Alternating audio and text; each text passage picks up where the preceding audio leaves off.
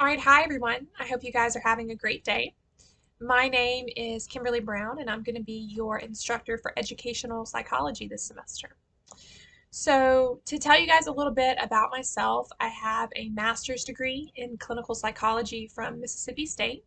And for those of you who might not be familiar, clinical psychology refers to the assessment, diagnosis, and treatment of psychological disorders. So that's what I thought I wanted to be when I grow up. I want to be a psychologist, lay on the couch, talk about your mother, that kind of thing. But my last year in grad school, they were looking for someone to teach a section of general psychology. And I thought that would be fun and interesting. I'd do that for a semester and then get back to my clinical work. So I was so excited when they picked me until the night before, lying awake in bed, when I realized I was terrified of public speaking, which in hindsight I should have noticed ahead of time, but I was just so excited. So I got to be honest, those first couple of weeks were probably pretty awful. I'm really glad that wasn't 2020. We don't have any recordings of those lectures. But what I discovered is that after a few weeks, I started to get comfortable and have a good time. And I had a moment, I can remember this moment, when I realized I didn't want to stop teaching. And that was in 2013. And so I'm still teaching. This semester, I'm teaching 2 online classes for the W, one for the education department and one for the psychology department. But I also teach in person at Mississippi State as well. Other things to tell you guys about myself: I am married. My husband Michael and I have been married for 12 years, and we have 3 awesome children.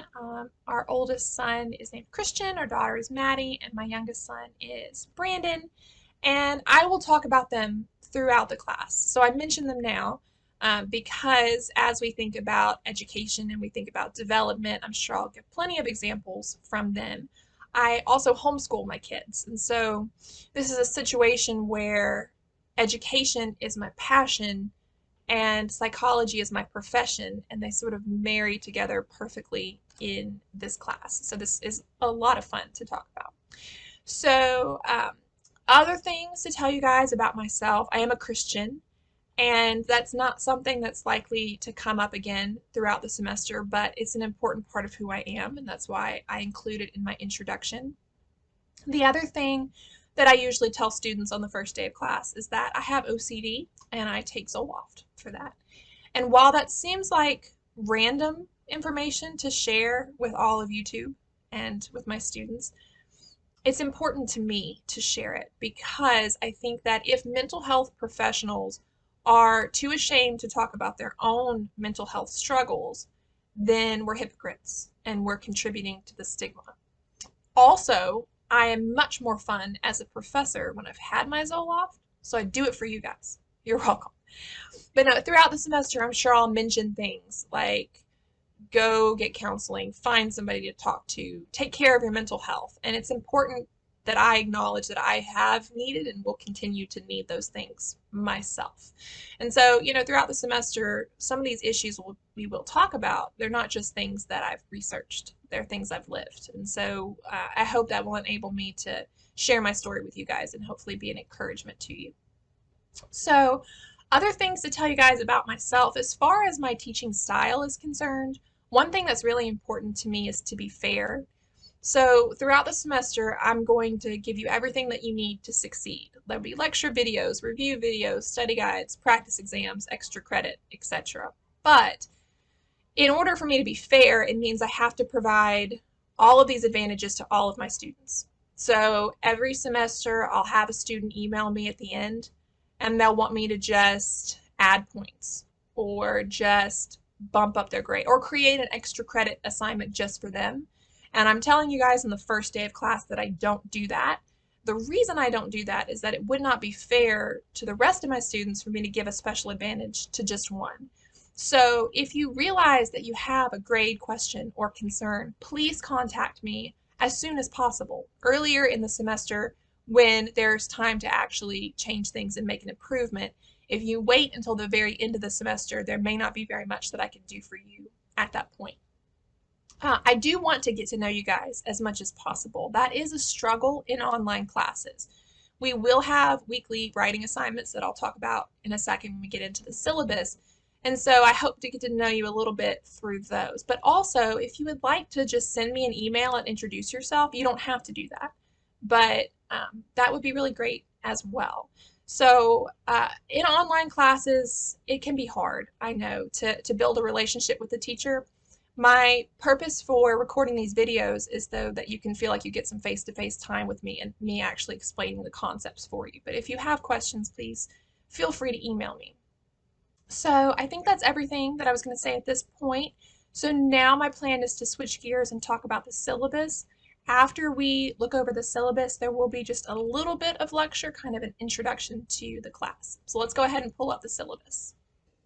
All right, so I have the syllabus pulled up. You can find this on the Canvas page for the class. So as I said, my name is Kimberly Brown.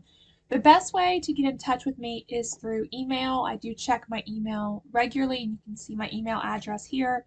You can email me directly to this email address, or you can email me through Canvas. Either way is fine. I don't live in Columbus, so because of that, I don't have regular office hours on campus. But if you have questions or concerns, please feel free to let me know. And if we need to meet, we can do that face to face or through something like Zoom. But I found that a lot of issues can be resolved through email. So my email address is listed here. As far as what you need to be successful in the class, this is an online class, so you need to have reliable access to the internet, which is not necessarily that you have to have the internet in your apartment, for example, but you need to be able to access reliable internet service. Now, as far as the textbook is concerned, so there's a couple of different books listed here, and the reason I do this, they just recently came out with the 7th edition. So the 6th edition would be okay if that's the one that you end up getting. Either one of these is fine. And either format, if you want to do an actual physical copy of the book or if you want to do an electronic copy of the book, then you can do that as well. So you probably will have gotten an email from the bookstore that this particular class, the textbook, is available through the first day program where you can access that through Canvas. So if you have questions about that, let me know. The only thing that you need is access to the textbook. So we will be doing all of our assignments through Canvas, which means that you don't need to access any other websites. You don't need any other access codes. I do test from my lecture videos and from my notes, but the textbook is a really great resource to have on hand as well. All right, as far as what we're going to be doing in the class, you'll see a schedule at the end of the syllabus that will tell you all the different topics that we're going to be covering. The general idea, as you'll see, is that we're going to be looking at the principles of psychology that can be applied to a classroom setting. So we'll be talking about research methods, we'll be talking about the developmental process, we'll talk about intelligence and writing assessments and things like memory and attention, and we'll also talk about behavior modification in the classroom as well. The format for the class, as you'll see, I'm going to be giving you the information through lecture videos that are posted for you on YouTube. I will also send out emails frequently with just reminders and updates, so keep an eye out for that. Make sure you're checking your email. As you'll see when we get to the schedule, I'm going to be assigning some writing assignments. There'll be most weeks you'll have a writing assignment. You won't have one the first week, but starting the next week you will. So we'll look at that when we look at the syllabus schedule.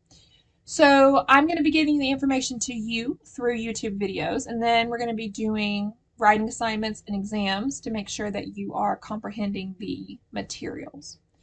So as far as the standards here, this is listed, and you can look through this if you would like to see how this class is related to different standards for education majors. So if you would like to look over that, you can do that. All right, so as far as my expectations for you, it talks about in here the writing assignments. So there are going to be 12 writing assignments throughout the semester. I call them activities. pretty much one per week. There'll be a few weeks when we don't have one, and there's one week I think where we have two, but usually there's one per week, and there are 12 activities. I keep your 10 highest activity grades, which means that you do get 2 drop grades for activities. Sometimes students like to save those up for the end of the semester and then make things easier for you there. You don't have to do activities 11 and 12 if you're happy with the points you earned on activities 1 through 10. So with these writing assignments, the topic will be discussed in the lecture videos, and then of course also when you open the assignment at Canvas, you'll see the topic there as well. So I'm going to be asking you to think about something from our lecture video, and I'm going to be asking you to type up a response that is at least 200 words long.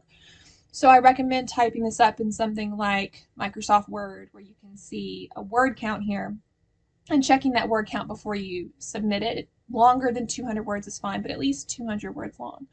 And I'm going to be asking you to answer the question and give me your thoughts and use information from the lecture videos. I don't require you to use other sources, but if you do use other sources, please cite those appropriately. And if you ever have any questions about how to cite something, always ask the professor before you submit it, right?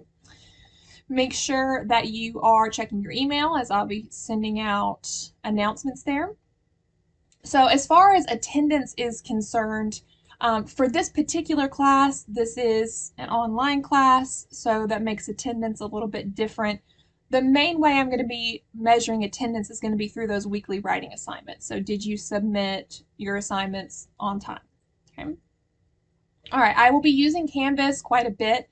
This is where your syllabus, all the slides, the links to the lecture videos, the exams, the writing assignments, everything is in Canvas. So if you have any questions about how to navigate Canvas, please let me know. Of course, having internet access is important. One thing to note here about the internet access, I know that we're in the middle of kind of a difficult health time right now. So if you have been exposed to COVID or tested positive for COVID, or you're just not feeling well, please consider that when you're making decisions about going into public places, going to campus to use computers, that sort of thing. If you will let your professors know that because of a health-related situation you're struggling with internet access, then I'm sure we will all be happy to work with you. So please take care of yourself and other people's health as well, okay? All right, it is possible that I might have to change the syllabus at some point. Of course, if 2020 taught us anything, it's to be flexible. If anything does change, I will let you know. I will announce that probably through email and Canvas, but I don't anticipate any major changes, right? All right, so the way that you're going to be getting a grade in my class, I'm going to be adding up your points. You have the student authentication video that is required, and I'll talk more about that in just a second. It's actually going to be worth some extra credit points too. But as far as required assignments, you have to do this to get credit in the class. We'll talk about that in a second. And then I'm going to be adding up your exam points and your activity points. Remember that the activities are the weekly writing assignments. So we have exams 1, 2, 3, 4, and then the final exam.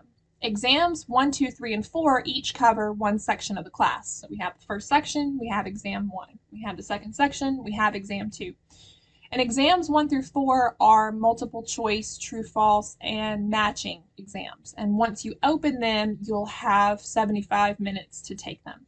So once you've started them, you'll need to finish them in that session. After you have taken exam 4, the only thing that will be left at that point is to do the final exam. So the final exam, or exam 5, has a different format. It's going to be an essay format where there are, I think, 10 essay questions. And so what you're going to be able to do is open it, work on it, save it, come back to it, just like you can with the activities. You should also be able to do that with the weekly writing assignments. Open it. If you type something, maybe there's a button where you click save, but you don't click submit until you're ready to send it to me. So with the final exam, you can open it and work on it as long as you need to. Just make sure that you submit it by the time that it's due. So each one of these exams is worth 100 points. And then for the activities, I'm going to keep your top 10 activity grades. Each activity is worth up to 10 points, so that's up to 100 points that you can earn from activities as well. So then if you want an A in the class, you're going to need 90% of the possible points. If you want a B in the class, you're going to need 80% of the possible points, etc. There are 600 points total. That's from your exams and your activities. There are also some opportunities for extra credit, but students may only earn a maximum of 15 extra credit points. So make sure that you bear that in mind. We're going to talk about the review or the verification video in just a second. So that's going to be one way you can get extra credit. But there are also practice exams. So before exams 1 through 4, there'll be a practice exam. And each one of those is worth a maximum of 2 points each. So that would be 8 points total if you got full credit on all 4 of those. A little extra credit there, but the main purpose for the practice exams is to help you prepare for the actual exams. So checking in on your understanding and having some idea of what test questions might look like, that sort of thing. So there'll be the practice exams, there'll be the required verification video, and then there's also at least one extra credit writing assignment at the end of the semester as well.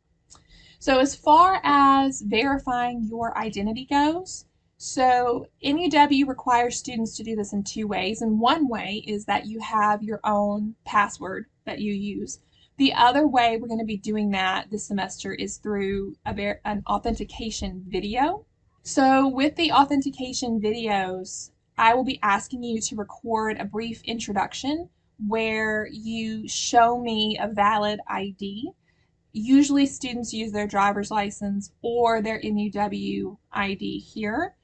And I'm going to be asking you to upload this video to YouTube, but I'm going to ask you to set it as unlisted. That way, only people who have the link can watch the video.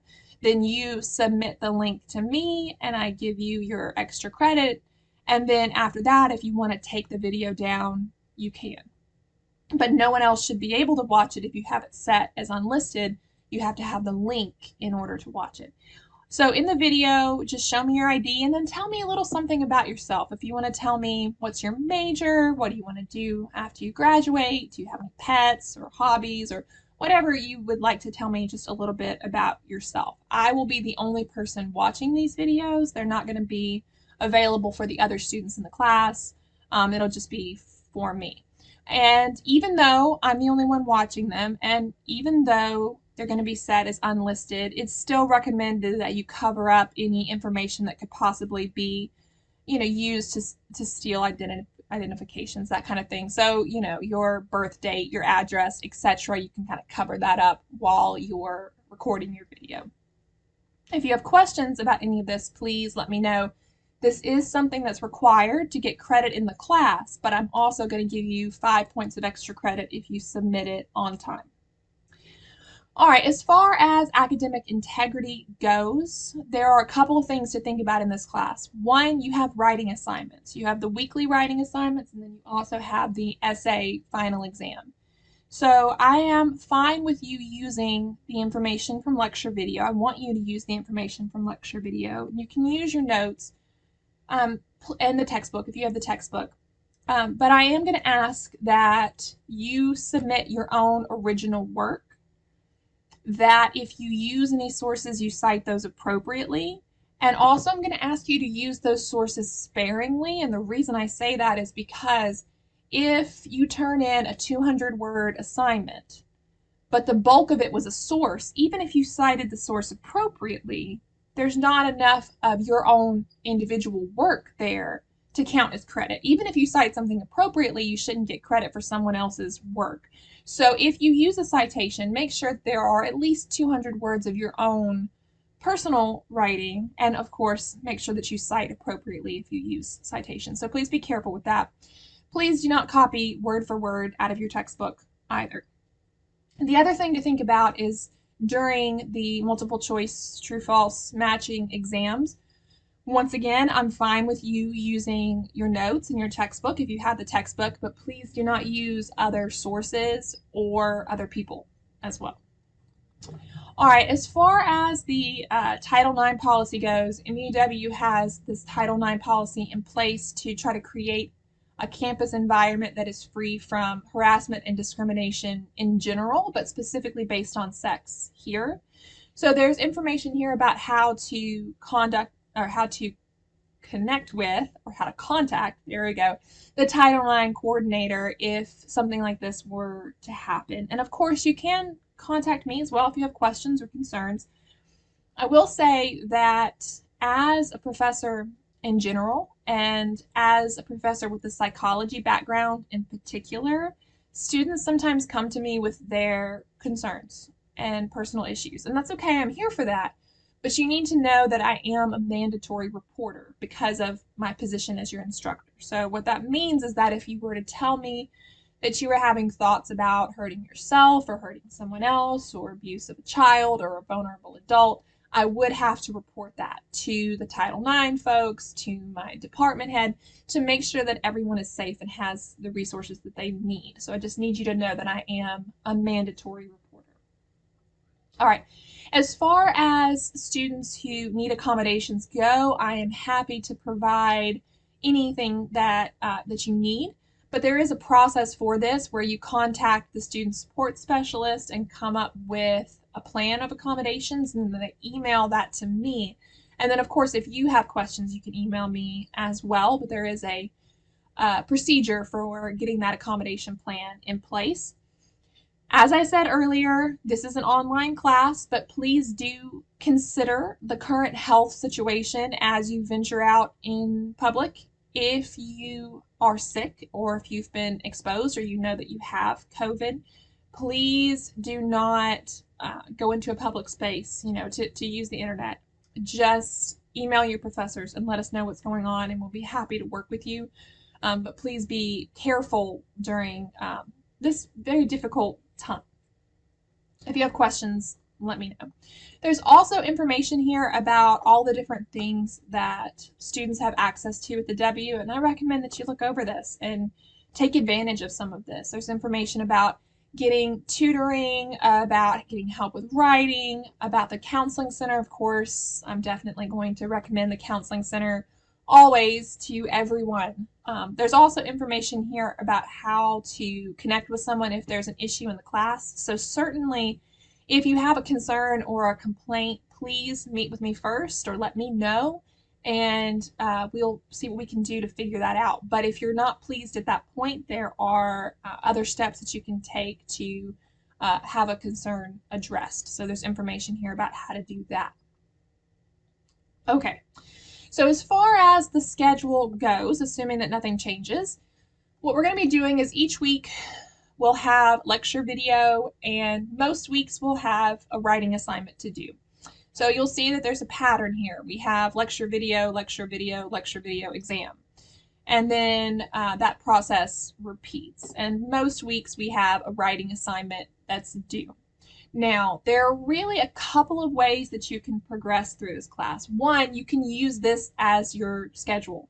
You can look at the dates in the syllabus and say, okay, for this week, I need to watch this video and I need to do this writing assignment. That's perfectly fine. And I'll be sending out emails like this week, watch this lecture video, do this writing assignment.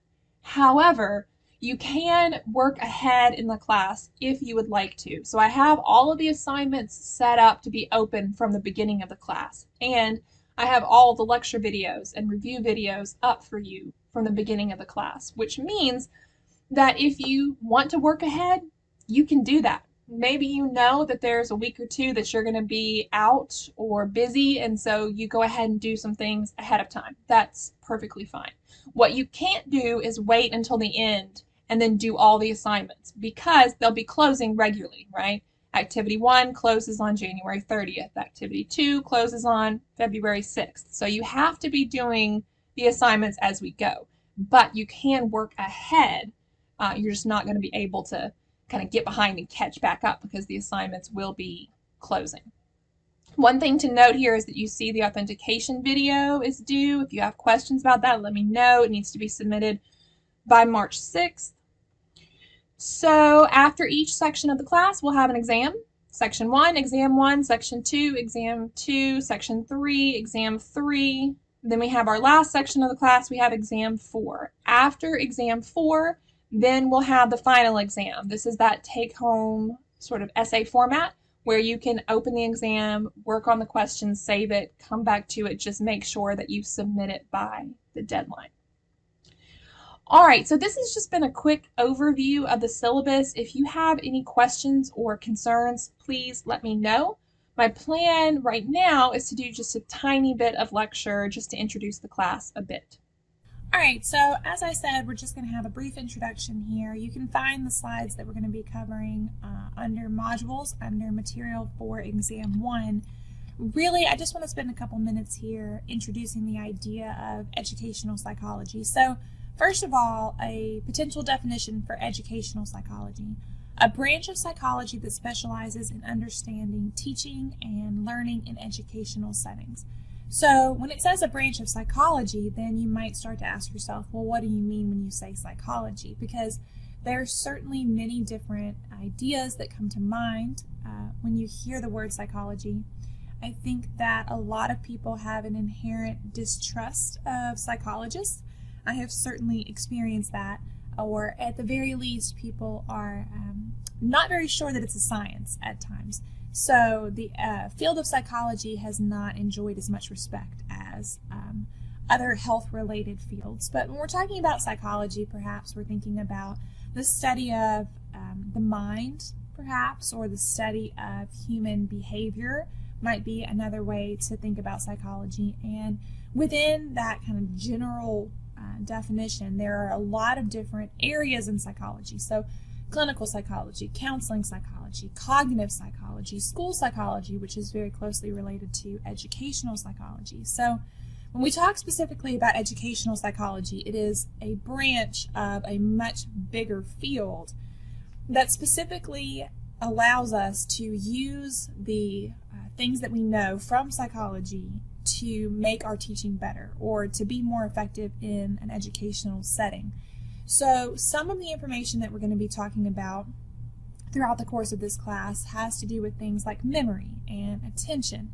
So issues that are cognitive processes that we've studied through, maybe researched in cognitive psychology that tells us something we can use in the classroom. But we'll also be talking about some issues that are more related to clinical psychology. We'll be talking about different diagnoses, things like ADHD or perhaps emotional issues, behavioral issues in the classroom. So what I hope to do is to give you the parts of psychology that are most helpful for you in a classroom setting so that if you're going to be an educator, if you're going to be a parent, if you're going to be around kids, then this class can be helpful for you. So if we're talking about using the principles of psychology to improve our teaching, then we have to ask ourselves the question, is teaching something that can be improved? So there's a question here, is teaching an art or a science? What do I mean when I say an art or a science? Well, typically when you think of science, you think of something that has been well researched. You think of something that has specific steps that we follow, something that is a field that has been studied and a field that is respected. And maybe when you think of science, you might think of things like chemistry or biology, right? But a science is something that involves research, that involves hard facts. On the other hand, though, what is an art? An art, what comes to mind when you hear the word art? Maybe you're creating something, you're improving upon something, you're making something beautiful, right? One of the tricky things about teaching is that it is actually a combination of science and an art. And how could it be a combination of both? Well, I'm going to talk about that in just a second. What I want to do at the moment is show you a brief video clip here from The Big Bang Theory, which is a fantastic show. I've not kept up with it in a while. When you have young children, you can't always watch a lot of television that adults enjoy. However, it's a great show. For those of you who might not know, I was just going to set this clip up a little bit. The Big Bang Theory centers around some very intelligent men that are friends, and most of them work in the physics realm. So Sheldon Cooper is an incredibly intelligent I think he's like a theoretical physicist or something like that, and I really have no clue what that means. But we're going to see what happens when a person who has the science behind teaching, he knows the material, he's done the research, however, he's missing the art of teaching. And so the best way to show you what this looks like is just to show you what happens when a person doesn't have the art side of teaching that is kind of necessary. So we're going to watch a clip real quick, and hopefully you'll see what I mean here. Good evening. I'm your guest lecturer, Dr. Sheldon Cooper.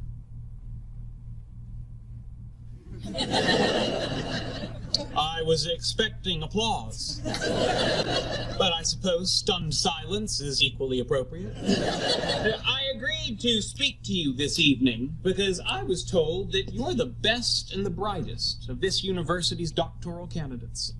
Of course, that's like saying you're the most important electron in a hydrogen atom. Because you see, there's only one electron in a hydrogen atom. Best and brightest, my sweet patootie. All right, let's begin. Show of hands. Who here is familiar with the concept of topological insulators? Don't kid yourselves. I found another tweet from a student at Sheldon's lecture. Dr. Cooper has taken a relatively boring subject and managed to make it completely insufferable. Plus, he looks like a giant insect. Listen to this one. Does Einstein's theory explain why time flies when you're having fun, but when you're listening to Dr. Cooper, it falls out of the sky dead? Oh, somebody took pictures and uploaded them to their Flickr account. Wow. How do you get an entire lecture hall to flip you off at the same time?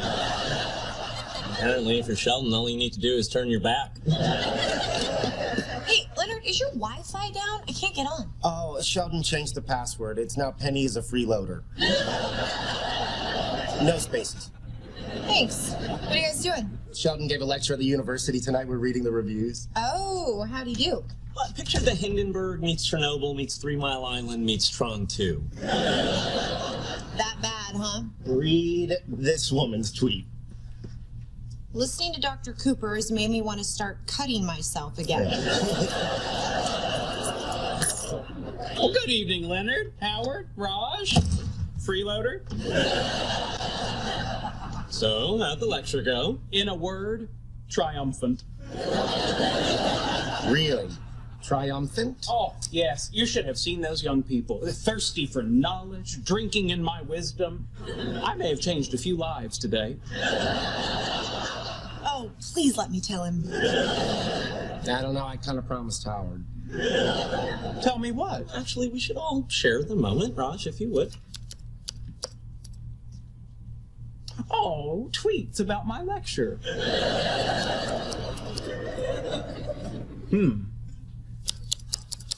That's rather unfair. That's downright cruel. Plus, insects have 6 legs. Yeah, I'm not familiar with the acronym KMN. From the context, we think it means kill me now. Well, suppose everyone's entitled to their own opinion. I think I'll turn in. I want to teach those poopy heads anyway. FYI, I think that's what Darth Vader said just before he started building the Death Star. All right, I think you get the idea there, that just because a person knows the information that they're teaching really well does not necessarily make them a good teacher. There are some artistic aspects involved as well. So science is both, or teaching rather, I should say, is both a science and an art. The scientific side of things is that we do research, and actually our first full lecture video is going to focus primarily on research. We do research to help us understand what techniques work, what students respond to in the classroom, how to teach certain kinds of students. So there may be students who have disabilities, there may be students who have extra issues to overcome, and we may need to use different approaches when educating those students. So certainly we have theories that come from our research, that come from our own personal experience, And a teacher that wants to continue to serve their students the best way possible would continue to pay attention to what's working and what's not working in the classroom and make adjustments based on that. Having said that, though, teaching remains an art. I have to admit to you guys, I'm pretty sure that my first few lectures were not fantastic. I don't think everyone in the lecture hall flipped me off at the same time. I may have to try to check on that, but no. The idea is that when you first start teaching, and maybe you think just because you know the material, that's all that you need. But no, there's certainly things that come from personal experiences. You get better at it the more you practice, or at least I hope. You get better at it the more that you practice. So it's a combination of both the science as well as the art of public speaking and the art of being able to communicate information in a way that makes sense. So someone who is a good teacher is someone who not only knows the information, but someone who also can engage with the students. So when you're asking the question, what makes a good teacher, this is probably a good time for you to reflect on this. Some of you may have already decided that you would like to be an educator as your career. Some of you may be taking this class as an elective, or perhaps maybe you're a psychology major, but you're not planning on teaching. I will say, though, that you don't know for sure what you're going to do until you get there. Certainly when I went into psychology, teaching was not part of my plan, but obviously that's something that I enjoy and love doing now. So everyone should have a philosophy here. If you're not going to be teaching at a university or teaching a high school or elementary school, you'll still be teaching. You'll be teaching yourself information. You'll be teaching children that you might potentially have one day. So it's a good idea to think about what makes a teacher effective.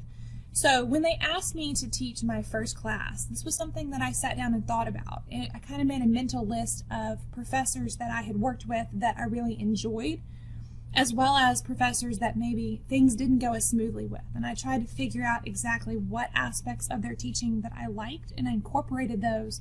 And in addition to that, I went to some of the professors that were on my positive list. I didn't go to anybody on my negative list and say, hey, how am I going to fix the problems? No. But I went to the people that I was looking up to, and I asked them questions about their teaching style. So this might be a good time for you to think about what are some characteristics of effective teachers. But to get you started, we have some results of some research here. When you ask college students about what makes a professor effective, what makes the teacher the best teacher you've ever had. So these are a list of 10 things that students were looking for in college professors. Now, I thought that it was interesting that having a sense of humor was number one. I figured a sense of humor would be on the list. I didn't know that it would be considered the most important thing, but obviously keeping the class interesting can include humor, but there are other ways to make the class interesting as well. Having knowledge of your subject is very important. A teacher needs to be able to answer questions from students, needs to be able to give examples, explain things in a way that makes sense. Basically, go beyond just presenting the information that's in the textbook, because if all you're doing is just regurgitating what's in the textbook, you're not really helping the students. They already have the textbook. So explaining things clearly, being willing to spend time to help students, whether that be answering emails, office hours, or just meeting with students as needed. Making sure that you're fair, basically making sure that all students have the same opportunities, that you don't make exceptions for one student that you wouldn't make for other students. It says here treating students like adults. Now keep in mind these would be older students here, but I think the idea is you need to have age-appropriate expectations. On the one hand, sometimes maybe we have expectations that are too high, expecting too much from our students. But on the other hand, I think sometimes we have expectations that are too low, and you're not going to get the best results when you're not really expecting much from students, you're not really pushing them to achieve. So somewhere in between, the balance is tricky to find, but important. Getting along well with the students, relating well, being considerate of the students' feelings. Certainly there are some topics that are harder to teach than others. As a psychology professor, I feel like this is something that I have to face frequently. A lot of the topics that a person discusses in a psychology class are very emotional. They have a lot of different experiences in the classroom. So when I teach interpersonal relations, I talk about divorce. Well, I know my students, if everyone in that room has been impacted in some way by divorce. When I teach abnormal psychology, when I have a suicide lecture, obviously there's emotional content there. So being considerate about the way that you say things, and listening to your students and let them give feedback as well. Not showing favoritism kind of goes back to being fair. Now, if we have the characteristics of the best teachers, we also have characteristics of the worst teachers here. Apparently, one of the worst things you can do is be boring, so no pressure. Have to entertain, but also, in addition to that, explaining things clearly, making the material easy to understand as much as possible. So this list is kind of the flip side of the list we just saw a second ago. Obviously, teachers that show favoritism are not preferred by students. Having a poor attitude. I once had a student, not at MUW, but I once had a student come to me and say they had an issue with a particular professor and said, it feels like this professor just doesn't want to be here. And what I'm thinking to myself is, if the professor doesn't want to be there, why would the students want to be there? So having a poor attitude obviously can rub off on the students as well. Expecting too much or not enough from students, so having appropriate expectations that are based on age, based on the type of class, making sure that you are giving students the resources they need to be able to be successful, relating to students, listening to students. Different professors have different styles on this. I personally really enjoy having discussion, which is not something we can do face-to-face in an online class, but when I do teach face-to-face classes, I do like having a lot of discussion so I can hear back from the students. Giving the work might go along with expecting too much. Being too strict. There's a fine line here, though. At a certain point, if the teacher is being too strict, then the students may be afraid to approach the professor, afraid to ask questions, and not enjoy that classroom experience. But then there are times when students can get a little bit out of hand, and so you have to have a solution for that as well. You can't let the classroom become too disorderly either. Giving individual attention as needed, which is harder the more students that you have. So I have had experiences of teaching classes of 100 students. I've had experiences, I once taught a class that had 7 students in it. So as much as possible, giving individual attention to students, and then going back to that lacking control of the classroom, making sure that we have a general classroom structure, we have general classroom rules, and that there are punishments associated with not following those rules. So this has just been an introduction. Really what I want you to get out of this little snippet here is that teaching is something that can be improved upon, and that psychology is a field that can help us improve our education. So we're going to try to combine these two fields together this semester and talk about ways that the principles behind psychology can make your classroom run more smoothly. But then also, even if you're not planning on teaching, there'll be a lot of good psychology information here that you can use in other fields as well. So let me know if you have any questions. If you would like to just email me and introduce yourself, that's perfectly fine as well. That's all we're going to do for today. Just be looking for our next lecture video, which is going to focus primarily on research methods. So I'll talk to you guys then.